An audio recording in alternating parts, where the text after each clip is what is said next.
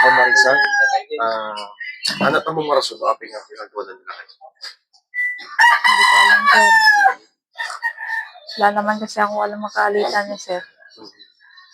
So, anat oras hindi naman sa ito? 8:30, sir. Papanalo.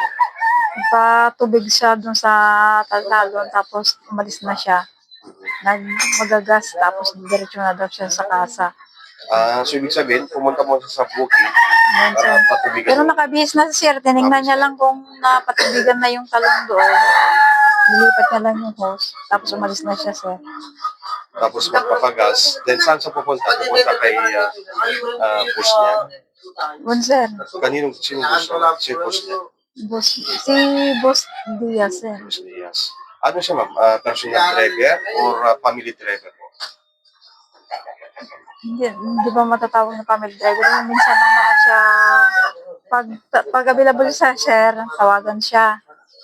Kung wala siya naman na driver, sir. Wala ba siyang masasabi sa'yo, ma'am, na nakaalitan? Nakalitan ng isang araw o sa trabaho? Wala naman, sir. Wala siyang nababanggit sa akin. Sabi mo kanina, nagmamaneho siya sa nung eleksyon sa Oo, kay sir. Bagdias. Meron ba siyang nakaalitan? Meron, pero hindi politiko. Yung ano lang. Mga supporters. Oo, sir.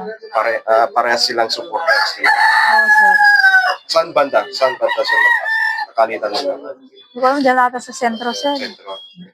Supporters ng kalaban ng mayor si Diaz noon. Oo, sir. Okay.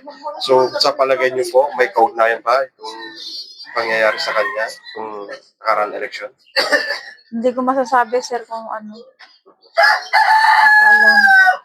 So, anong mensahe po sa may gawa sa kanya? Sana sumuko na siya, sir.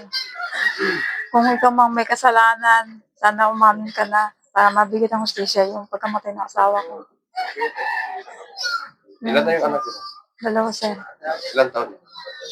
6 at saka 16 yung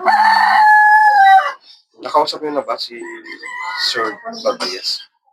Hindi pa, sir. Yung asawa ko lang sila lang. Dati sila mag-usap. Hindi, sir.